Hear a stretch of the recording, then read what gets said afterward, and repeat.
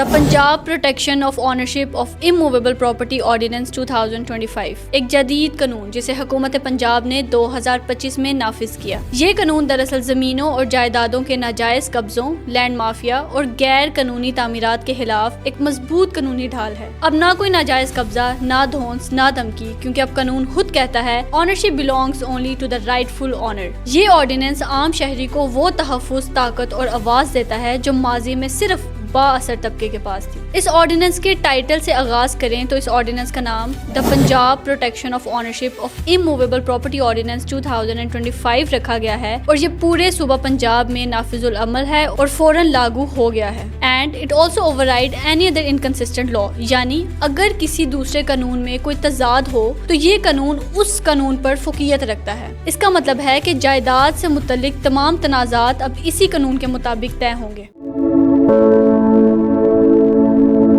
اس ordinance کے مطابق اگر کوئی شخص کسی کی زمین یا مکان پر ناجائز قبضہ کرے یا دھوکے اور طاقت کے زور پر کسی کی ملکیت اپنے نام کروائے تو وہ اس قانون کے تحت سنگین مجرم تصور کیا جائے گا، اور ایسے شخص کو 10 سال تک کی سخت قید کی سزا سنائی جائے گی۔ اسی کے ساتھ ساتھ قبضہ برقرار رکھنے یا قبضہ کروانے میں مدد دینے والا شخص بھی مجرم کہلایا جائے گا، اور ایسے شخص کو بھی 3 سال کی قید اور جرمانے کی سزا دی جائے گی۔ اس بات سے یہ ثابت ہوتا ہے کہ یہ قانون صرف قبضہ کرنے والوں کے لیے نہیں بلکہ اس کے سہولت کاروں کو بھی نہیں چھوڑتا۔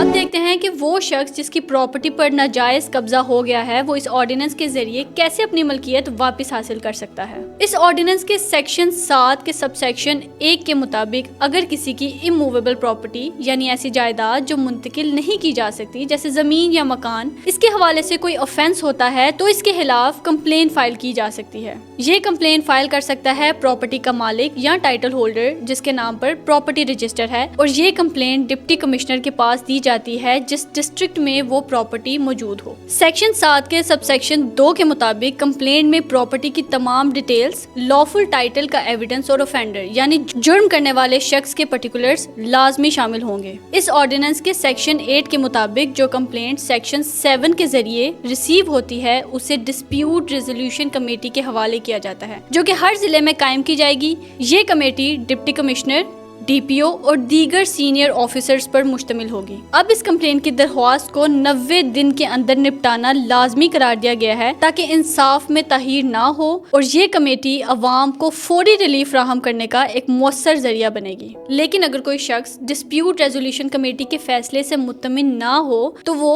اس کی درخواست اسپیشل ٹرائبونل میں دائر کر سکتا ہے۔ اس ٹرائبونل کی سربراہی لاہور ہائی کورٹ کے ریٹائرڈ ججز کریں گے تاکہ غیر جانبداری اور شفافیت برقرار رہے۔ And this tribunal is also bound to decide the appeal within 90 days۔ اب فیصلہ ہو جانے کے بعد جائیداد کی واگزاری 24 گھنٹوں کے اندر لازم قرار دی گئی ہے، اور پولیس اور ڈسٹرکٹ ایڈمنسٹریشن کو پابند کیا گیا ہے کہ وہ اس حکم پر فوری عمل درآمد کروائیں۔ This ensures that justice is not just declared but actually delivered، یعنی فیصلے صرف عدالتوں میں نہیں بلکہ عملی طور پر بھی نافذ ہوں گے۔ یہ قانون پنجاب میں ناجائز قبضوں اور لینڈ مافیا کے خلاف ایک انقلابی قدم ہے۔ اب کوئی طاقتور شخص کسی کمزور کی زمین پر قبضہ نہیں کر سکے گا۔ اس آرڈیننس کے ذریعے حکومت نے واضح کیا کہ لا ول پروٹیکٹ ایوری رائٹفل آنر، یعنی قانون اب ہر اس شخص کے ساتھ کھڑا ہے جو اپنی ملکیت کے تحفظ کے لیے انصاف چاہتا ہے۔ آخر میں the Punjab protection of ownership of immovable property ordinance 2025 کو ہم انصاف، شفافیت اور عوامی اعتماد کی طرف ایک بڑا قدم کہہ سکتے ہیں۔ یہ آرڈیننس اس بات کو یقینی بناتا ہے کہ کسی کی ملکیت پر کوئی دوسرا قبضہ نہ کر سکے، because ownership without position is like a right without remedy, یعنی ملکیت ہی اگر محفوظ نہ ہو تو حق